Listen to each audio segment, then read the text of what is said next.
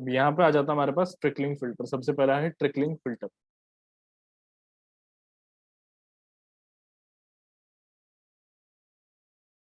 Trickling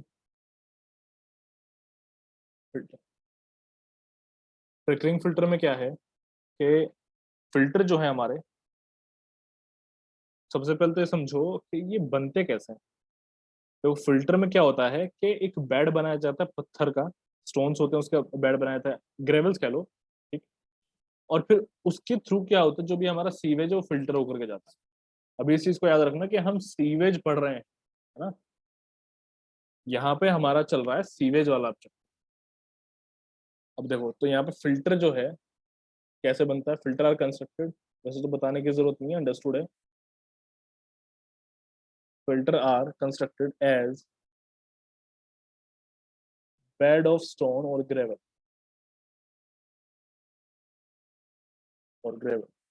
on which sewage is filtered, on which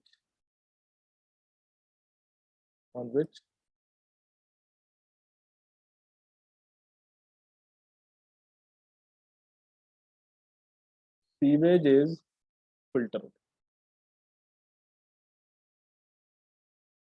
ठीक है, ये हो जाता है on which sewage is filtered। अब इसका डायग्राम कैसा है थोड़ा वो देखो।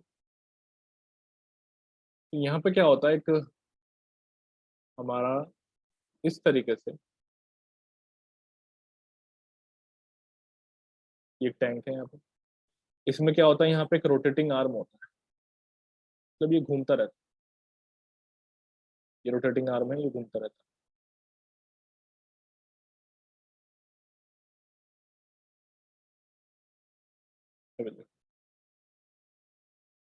ये घूमता है, रोटेट करता है इस तरीके से। यहाँ पे लगे होते हैं इसी के अंदर नोजल, ये नोजल्स लगे हुए हैं। यहाँ से हमारा जो सीवेज है वो बाहर आएगा। ये स्प्रे कर रहा है यहाँ से, और यहाँ पे हमारे ग्रेवल्स होंगे कहीं पे। ये इस तरीके से ग्रेवल्स हैं सब, नीचे तक। ऐसे यहाँ पे हैं gravels,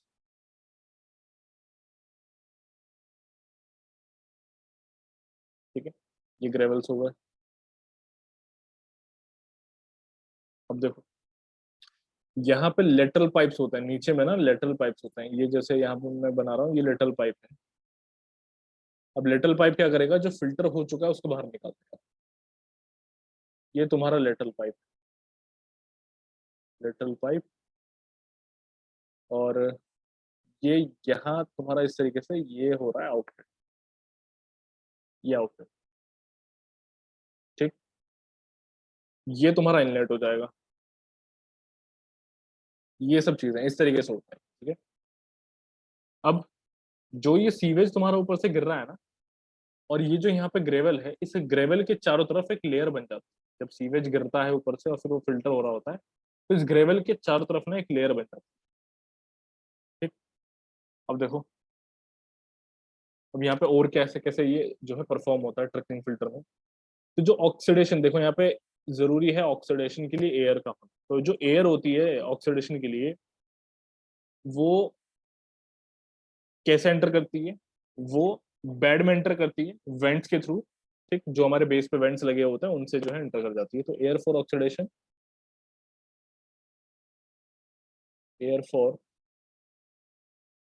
oxidation enters the bed enters the bed through through vent at the base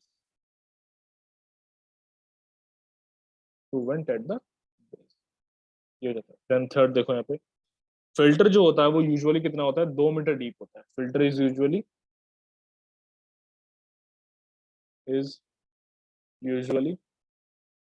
2 metre deep. यहाँ पे जो है वैल्यूज ही काम की हैं, जो सब यहाँ पे काम की वैल्यूज हैं वो याद रखना। ये एग्जाम में पूछता है। शेप कैसा है, सर्कुलर है, सर्कुलर इन शेप, ये सब पूछ लेता है। And stones of 50 mm size are provided, and stones of 50 mm size are provided. Is a product, ठीक है।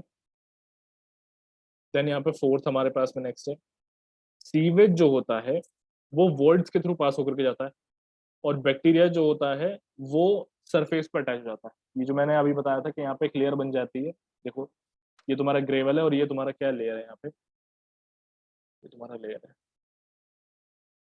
तो ये लेयर किस चीज की है, ये उसी बैक्टीरिया की जो है लेयर है। तो सीवेज तो तुम्हारा पास हो जाएगा, देखो sewage trickles through void,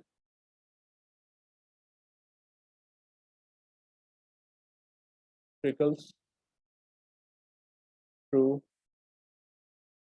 void, and bacteria gets attached, and bacteria gets attached to the surface of media, to the surface of media। ये नेक्स्ट देख लो यहाँ पे, अभी जो अटैच्ड बायोमास है इसको हम बायोलॉजिकल फिल्म भी कहते हैं। जो अटैच हो चुका है ना बायोमास, ये जो लेयर बना चुका है, इसको हम क्या कहते हैं, बायोलॉजिकल फिल्म भी कहते हैं, या फिर एक स्लाइम लेयर भी इसको नाम दिया है। The attached biomass, the attached biomass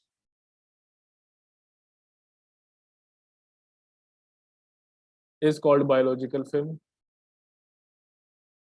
is called biological film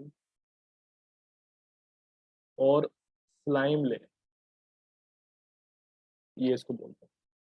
next देख लो यहाँ पे सिक्स, यहाँ पे जैसे जैसे हमारी इस फिल्म की थिकनेस जो है बढ़ती है, तो जो खाना है और जो ऑक्सीजन है वो अंदर पास नहीं हो पाता, ठीक है, इस फिल्म के अंदर जो है पास नहीं हो पाता। अब जब इसके अंदर पास नहीं हो पाएगा, तो अब समझो यानी कि जो हमारा बैक्टीरिया है उसको नहीं मिलेगा, उसको खाना नहीं मिल रहा, उसको ऑक्सीजन नहीं मिल रहा है, समझ रहे हो कि नहीं, ये चीज हो जाएगी फिर।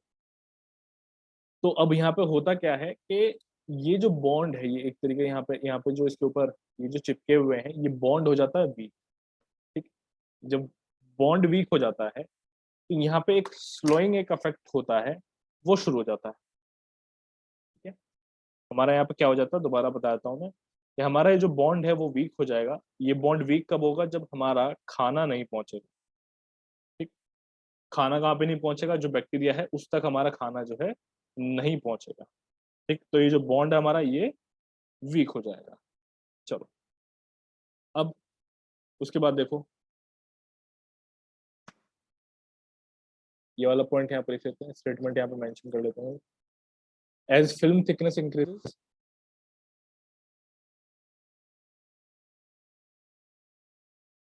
Thickness increases, food and oxygen can't penetrate,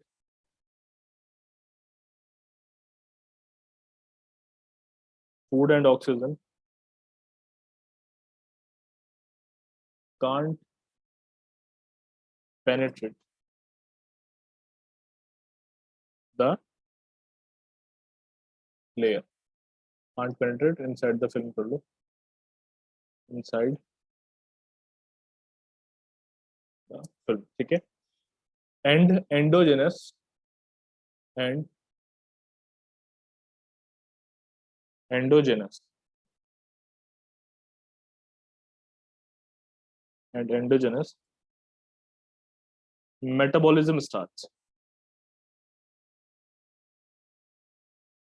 metabolism start। तो यहाँ पे क्या होता है, एंडोजेनस जो मेटाबॉलिज्म है वो शुरू हो जाता है, ठीक है। अभी देखो next,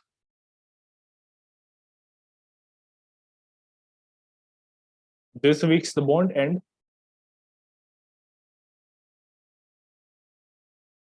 this weeks the bond,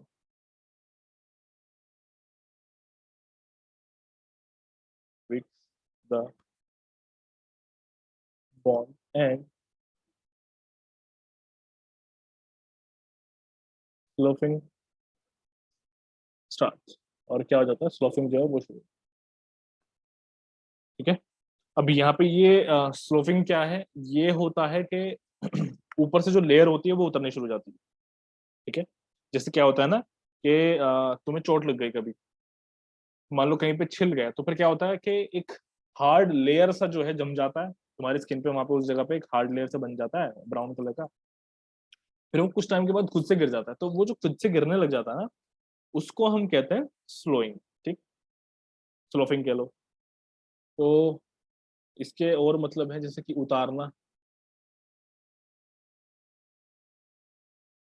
जैसे होता है ना कि सांप की जो वो होता है, एक स्किन उतरती रहती है, वही सेम यहाँ पे स्किन का उतरना जो है इसको हम कहते हैं। ठीक, अब नेक्स्ट देखो यहाँ पे।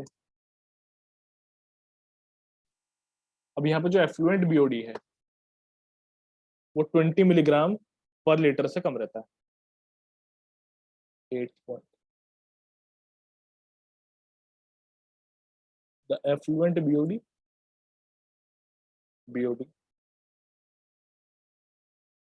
Is less then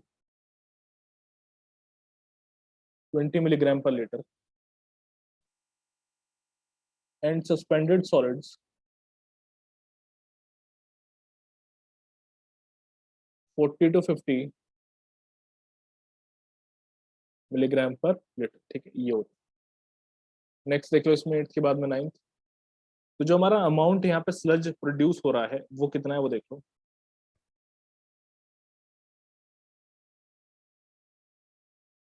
amount of sludge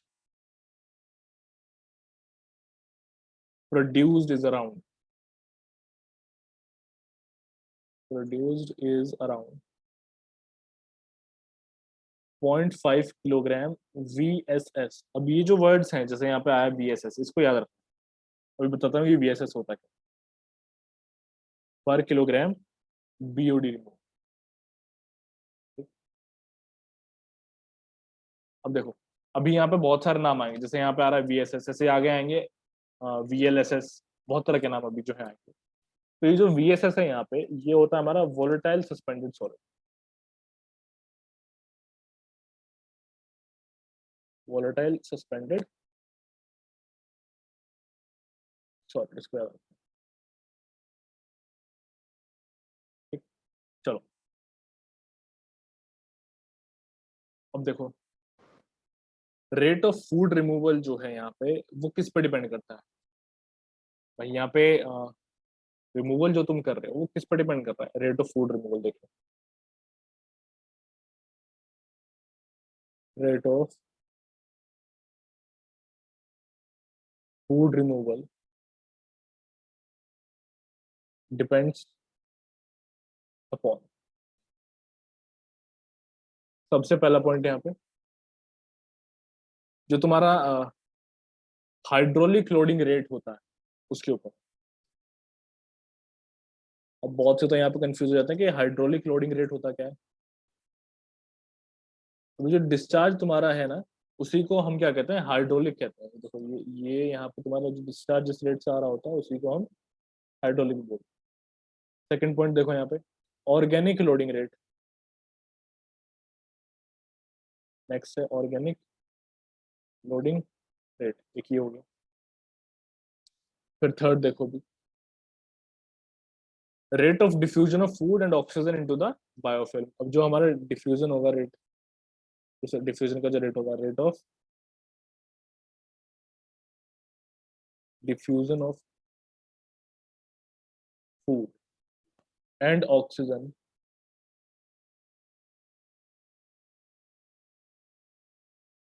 into the biofilm, into the, ठीक है, ये हो जाता है। फोर्थ देख लो यहाँ पे, temperature.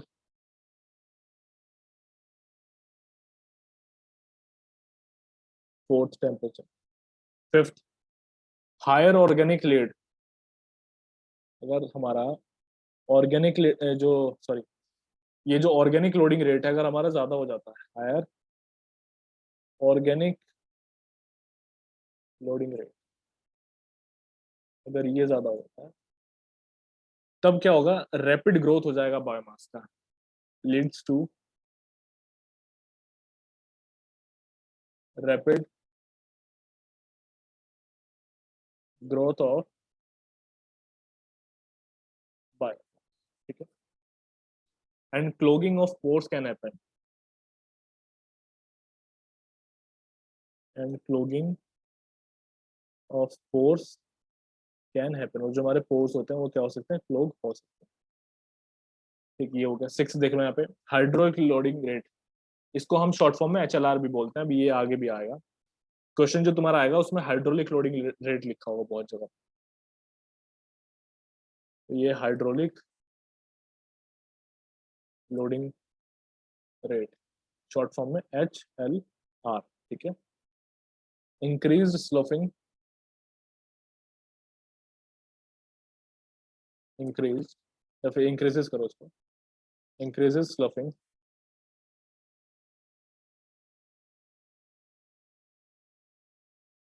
And helps to keep the bed open, keep the bed open, ये चीज होती है, ठीक है। ऑर्गेनिक लोडिंग रेट ज्यादा हो जाएगा तो यानी कि उसको फूड जो है वो ज्यादा मिल रहा है, तो फिर उसकी वजह से क्या होगा, जो बायोमास है उसकी ग्रोथ हो जाएगी, क्योंकि बैक्टीरिया बड़ा हो जाएगा, बैक्टीरिया बढ़ जाएगा, सीधी सी बात है। तो पोर्स जो होंगे वो क्या हो जाएंगे, क्लोग हो जाएंगे, स्पेस नहीं बचेगा।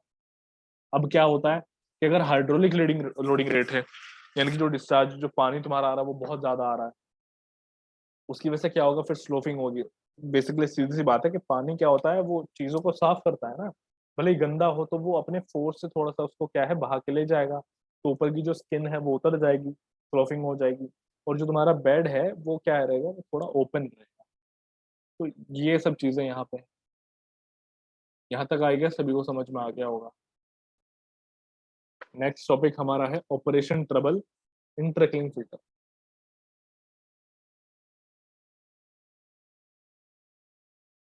Operation trouble in trickling filter,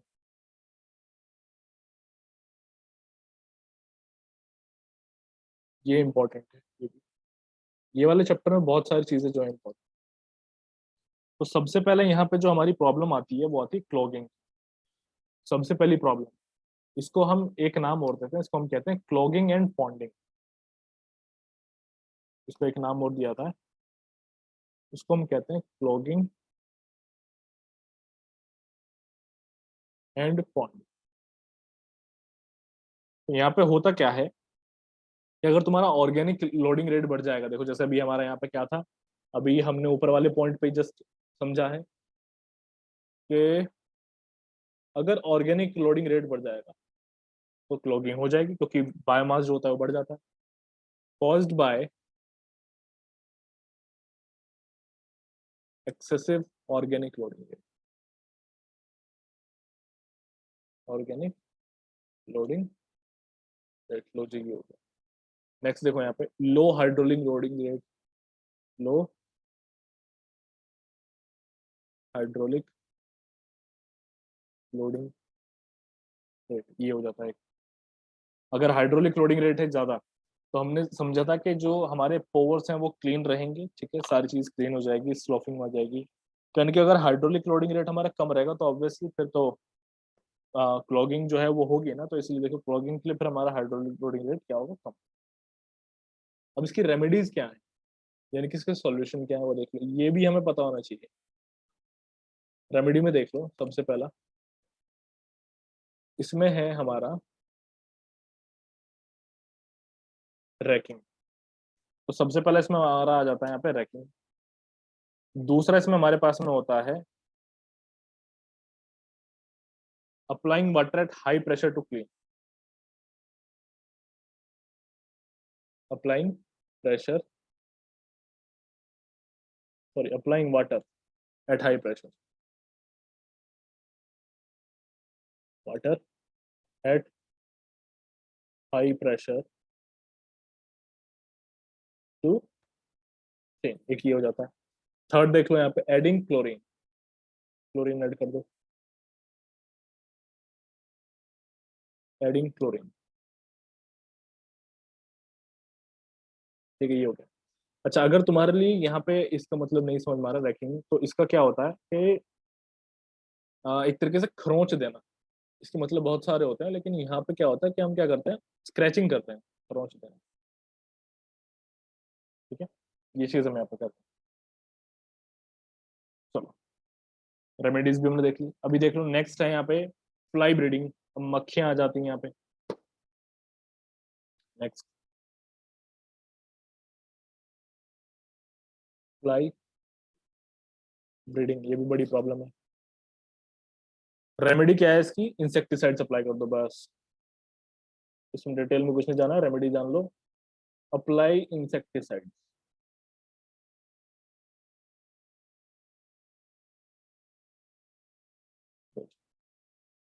ये हो गया अप्लाई इंसेक्टिसाइड। फिर एक और आ जाता है हमारे पास ऑर्डर, यानी कि स्मेल आना। और अगर स्मेल आ रही है, फिर देखो क्या किया जाए। इसका रेमेडी क्या है? रीसर्कुलेशन कर दो।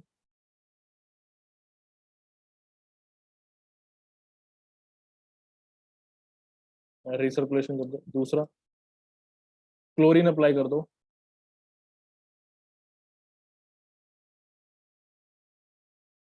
ठीक, ये सब चीज हो जाए। अब देखो यहाँ पे कैसे होता है रीसर्कुलेशन, वो थोड़ा सा तुम्हें बताता हूँ। एक फ्लो चार्ट सा बना लेते हैं। ये यहाँ पे तुम्हारा होगा पीएसटी सबसे पहले। यहाँ से तुमने अपना क्या डाला, इन्फ्लुएंट डाला। ठीक, फिर ये यहाँ से जाता है किसके पास में? ट्रिकलिंग फिल्टर के पास जाता है। यहाँ से जाता है सेकेंडरी सेडिमेंटेशन टैंक में।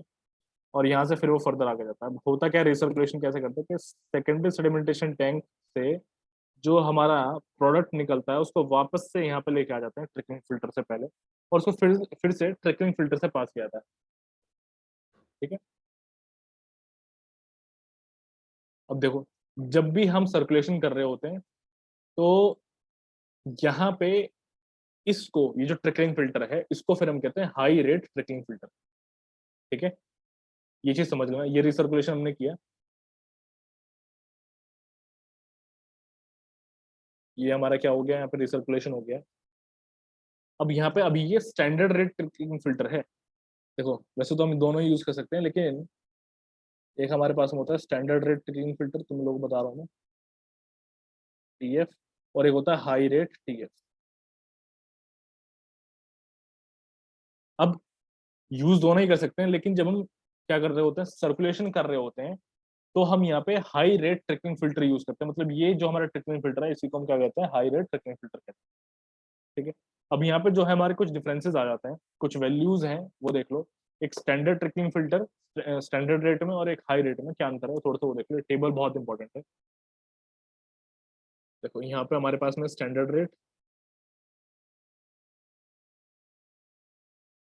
ठीक, और यहाँ पे बीच में जो भी पैरामीटर हम लेंगे मेजरमेंट के लिए, वो यहाँ पे आएगा।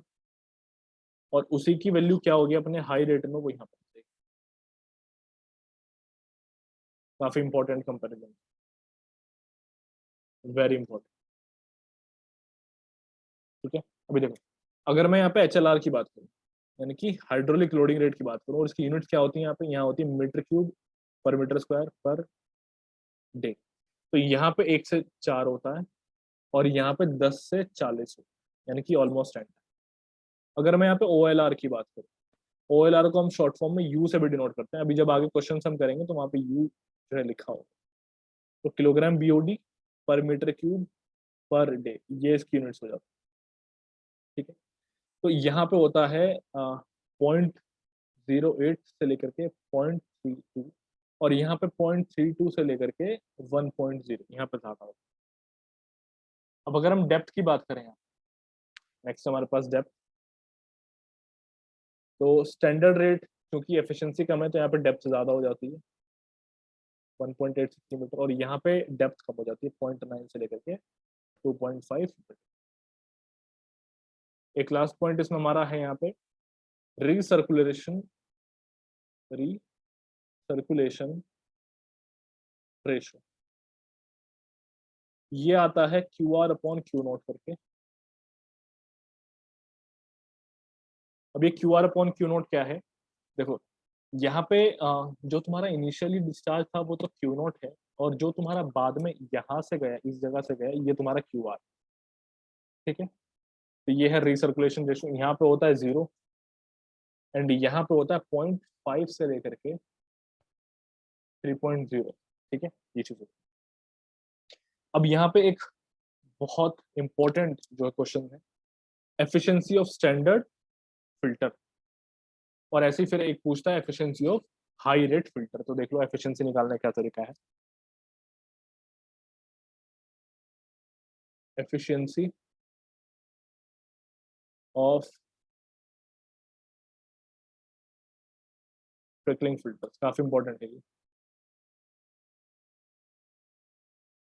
तो सबसे पहला इसमें हमारे पास में है स्टैंडर्ड रेट,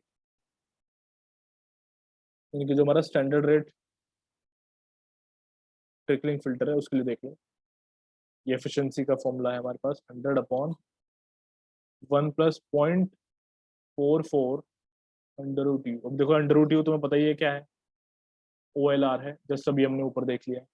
अब हाई रेट ट्रिकलिंग फिल्टर में देख लो क्या होता है, second high rate trickling filter, इसमें एफिशिएंसी का फॉर्मूला सेम ही है, बस थोड़ा सा चेंज आता है, 1 प्लस 0.44 अंडर रूट में W1/V1F1, ये होता है। ठीक है, चलो बस इतनी सी चीजें यहाँ पे। अब देख लो W1 क्या है, V1 क्या है, F1 क्या है, थोड़ा सा इनको समझ लेते हैं। सबसे पहले तो याद करना कि ये परसेंटेज में, इज इन परसेंटेज, ये याद रखना सब लोग। चलो अब W1 देख लो, where W1 equals to BOD in kilogram, ये BOD 5 है तुम्हारा, किलोग्राम पर डे। ठीक है, इस BOD को हम Q नोट Y नोट इस तरीके से भी क्या करते हैं, डिनोट करते हैं। ये फॉर्मूला हो जाता है। V1 तुम्हारा यहाँ पे वॉल्यूम है, ये मीटर क्यूब में है। F1 तुम्हारा क्या है यहाँ पे, ये है रिसर्कुलेशन फैक्टर, ये रेशो नहीं है, ये फैक्टर है।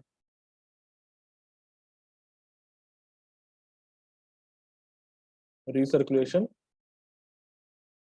फैक्टर। ठीक है, तो ये है 1+R अपॉन 1+0.1 R, अब इसका होल स्क्वायर। ठीक, आर तुम्हारा क्या है, ये है तुम्हारा रिसर्कुलेशन रेशियो, QR/Q नॉट। ठीक है, अब एक चीज समझ लो, तुमको मैं बताता हूँ, बहुत इंपॉर्टेंट है, बच्चे गड़बड़ कर देते हैं बहुत बार, कि अगर तुम्हारा एरिया, जो सॉरी एरिया कह रहा हूँ, वॉल्यूम, इफ, ये नोट करके रखना, इफ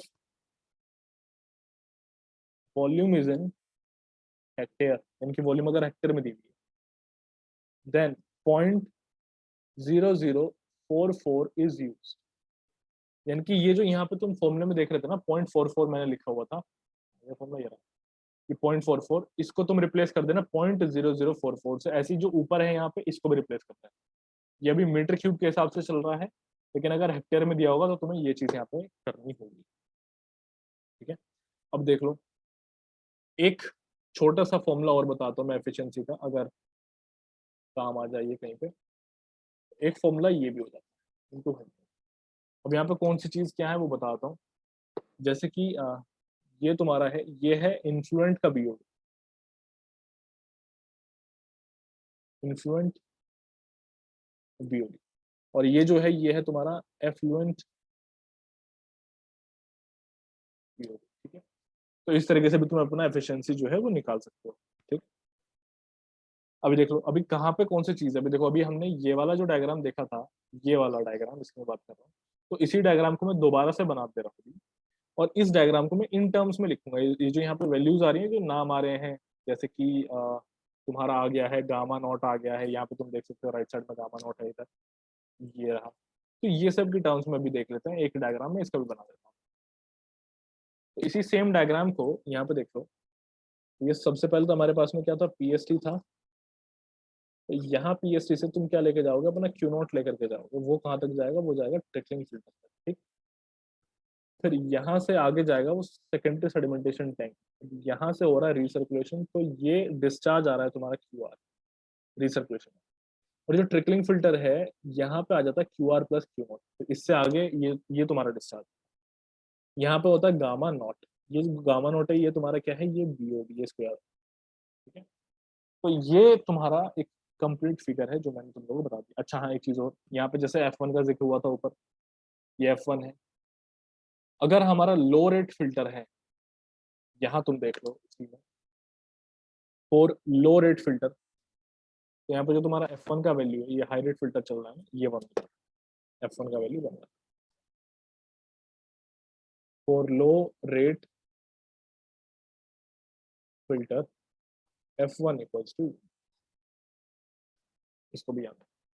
ठीक, तो यहाँ पे हमने फॉर्मूले वगैरह सारे देख लिए, इनकी न्यूमेरिकल जो है वो भी मैं अभी करवाऊंगा आगे। अभी हमारे पास में आता है फिर सेकंड स्टेज ट्रिकलिंग फिल्टर। अभी हमने कौन सा देखा, अभी हमने फर्स्ट स्टेज ट्रिकलिंग फिल्टर देखा, अभी हम सेकंड स्टेज ट्रिकलिंग फिल्टर भी देख लेते हैं। सेकंड स्टेज ट्रिकलिंग फिल्टर में क्या होता है कि 2 बार ट्रिकलिंग फिल्टर को यूज किया जाता है। बस यहाँ पे हमारा ट्रिकलिंग फिल्टर कंप्लीट हो जाएगा। अभी इसका भी एक बार हम देख लेते हैं डायग्राम और formula. Second stage trickling filter, जैसे कि मैं बता रहा था, इसमें क्या होता है, इसमें 2 बार किया जाता है, 2 बार हमारा ट्रिकलिंग फिल्टर यूज, तो यानी कि यहाँ पे आ जाता है पीएसटी, यहाँ से जाएगा ऐसे ट्रिकलिंग फिल्टर में, यहाँ से जाएगा ऐसे सेकेंडरी सेडिमेंटेशन टैंक में, फिर से ट्रिकलिंग फिल्टर आ जाता है, फिर से सेकेंडरी सेडिमेंटेशन टैंक जो आ जाता है, और रिसर्कुलेशन एक बार यहाँ पे होता है इस तरीके से, और एक बार रिसर्कुलेशन फिर यहाँ पे होता है। ठीक है, तो ये तब यूज करते हैं जब इन्फ्लुएंट बीओडी बहुत ज्यादा होता है। It is used when influential BOD is very,